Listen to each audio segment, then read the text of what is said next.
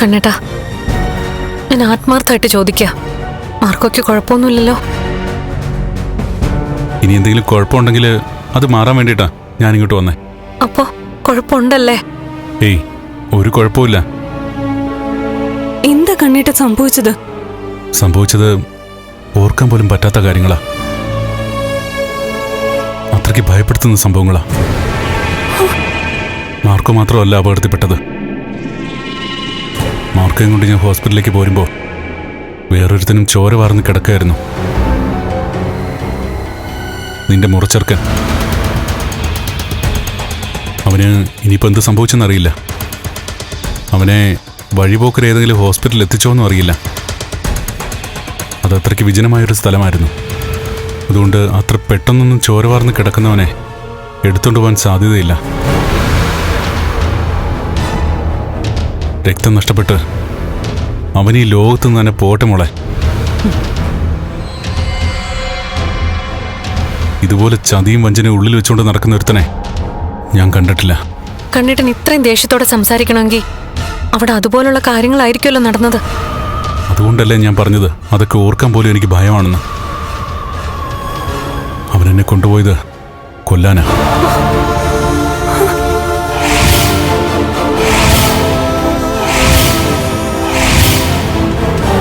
അവനെന്നെ Thomas സാറിന്റെ വീട്ടിൽ നിന്ന് കൊണ്ടുപോകുമ്പോൾ അവനറിയാമായിരുന്നു ഞാൻ നടന്നു തുടങ്ങിയെന്ന്.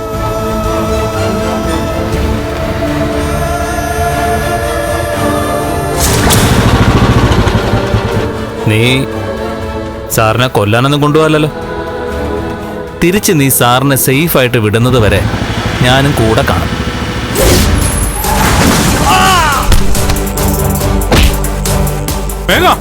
വേണ്ട, അങ്ങനെ നടന്ന് വാടാ കണ്ടാ. വേണ്ട.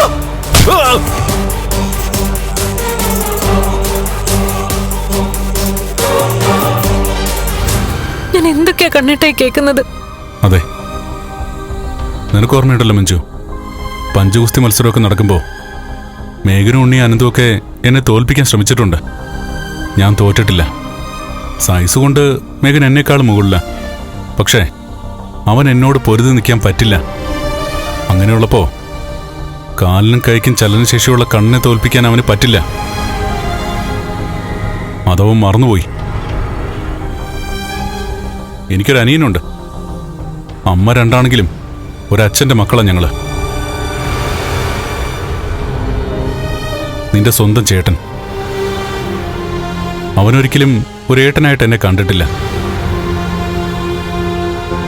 സ്വന്തം ഏട്ടനായിട്ട് കൂടപ്പിറപ്പായിട്ട് കണ്ടത് മാർക്കോയാ. അങ്ങനെയുള്ള എൻ്റെ മാർക്കോയ്ക്ക് എന്തെങ്കിലും സംഭവിച്ചാൽ ഞാൻ നോക്കി നിൽക്കണം. മാർക്കോയുടെ വണ്ടിയിൽ കാറിടിച്ച് മാർക്ക് പോയി വീണപ്പോൾ തന്നെ എൻ്റെ പാതി ജീവൻ നിലച്ചതാ. അത് കഴിഞ്ഞിട്ടാ അവൻ മാർക്കോയുടെ കഴുത്ത് ഞെരിച്ച് കൊല്ലാൻ നോക്കിയത്. പിന്നെ എനിക്കെൻ്റെ മുഖം മൂടി അഴിച്ചു വെച്ചല്ലേ പറ്റൂ.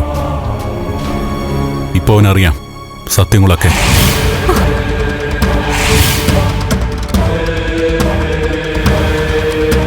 പക്ഷേ അവനിപ്പോൾ ജീവനോടെ ഉണ്ടോ മരിച്ചോ എന്നൊന്നും അറിയില്ല.